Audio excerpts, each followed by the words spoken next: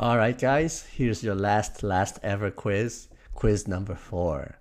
Once again, remember to download this quiz, try your best to answer the questions by yourself, and then once you're done, you can unpause the video and I'll go over the answers in a few seconds. Okay, go ahead. All right, let's go over the answers. Number 1, how are local and session storage related to the event object? Well, as we talked about before, they're both part of the storage event, which inherits directly from the event object. It's basically just another type of event, such as how click events inherits from pointer events, which inherits from the event object.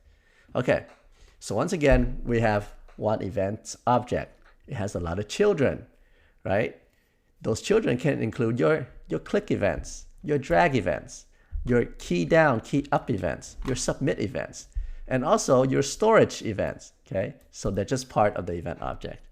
What are differences between local and session storage? Well, local storage allows you to save key value pairs. When the browser tab is closed and you open it back up, it'll still remember it. Whereas session storage only keeps it after you refresh, okay? Now, local and session storages are different objects. So every tab that you open will have a different local storage object and a different session storage object, okay? Name 2 ways we could check to see if we store the key value pairs properly in our storage units. Well, one way is opening up the dev tools, clicking on applications, and then looking on the left for local and storage units, right? The second way is by using local storage or session storage .get item, okay? Or you can even use .length to see how many you have, right? All right, number 4.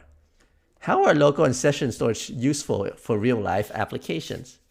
Well, local storage can be useful for remembering like certain web page settings, like the user already chose, I want my font to be red, my background color to be blue, I want the font size to be 10 rem or something like that, right?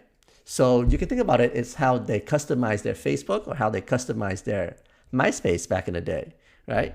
Because once they exit and they come back to that web page, all of those things will still be remembered. Now, session storage is useful for temporary things. Let's say you're like filling out a form and for some reason you press F5 and it refreshed the whole thing, right? That can be used, okay? But then again, you can also use local storage for that as well. Number 5, how can we store objects as strings inside our storages? Well, we can use JSON.stringify. Remember what that does? Turns your object, even nested objects, into strings. Then we can use set item to reverse the process, okay? We can use set item to set it into memory. Now we can reverse the process by using JSON.parse, which turns an object of strings into a real JavaScript object.